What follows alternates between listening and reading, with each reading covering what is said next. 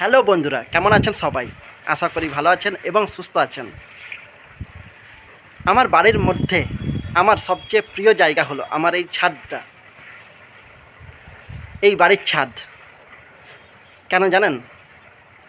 কারণ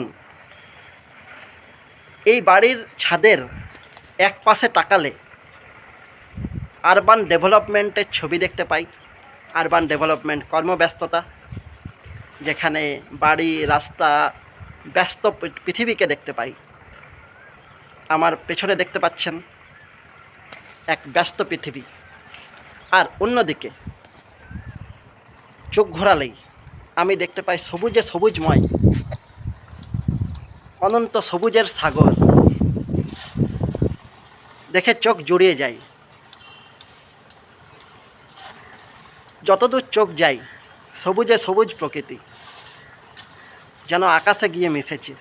বন্ধুরা, ভিডিওটা আমি এই কারণের জন্য বা এটা দেখানোর জন্য বানাইনি। ভিডিওটা আমি বানিয়েছি আমার এক দুশ্চিন্তার কারণকে নিয়ে। এই যে অনন্ত বিস্তৃত সবুজ মাঠ দেখতে পাচ্ছেন, চাষের জমি দেখতে পাচ্ছেন, আপনারা বুঝতে পারছেন নাকি জানি না, একটা জমিতেও কিন্তু চাষ হয়নি, অথচ জল আছে, বর্ষা আসছে, একটা জমিতেও কিন্তু চাষ হয়নি। কারণ হচ্ছে উদাসীনতা।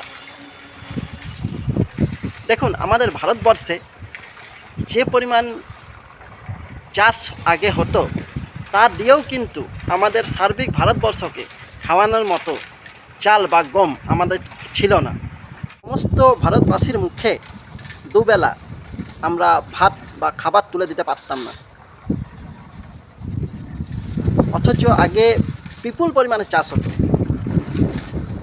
কিন্তু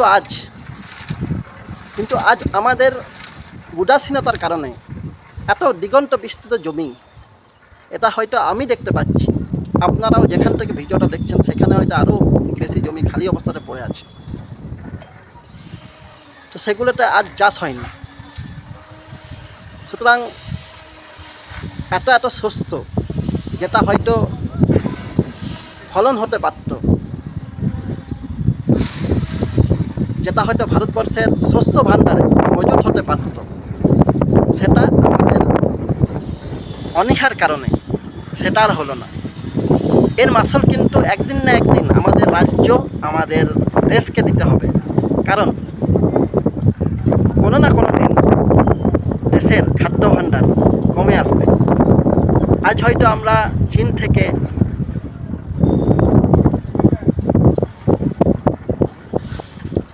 খাবার চাল, খাবার ধান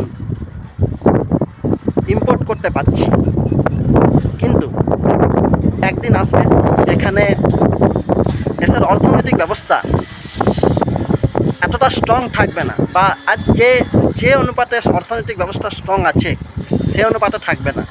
কিন্তু সেই দিন কী হবে ভেবে দেখেছেন? আমি জানি না আপনাদের এই দুশ্চিন্তাটা হয় কি না।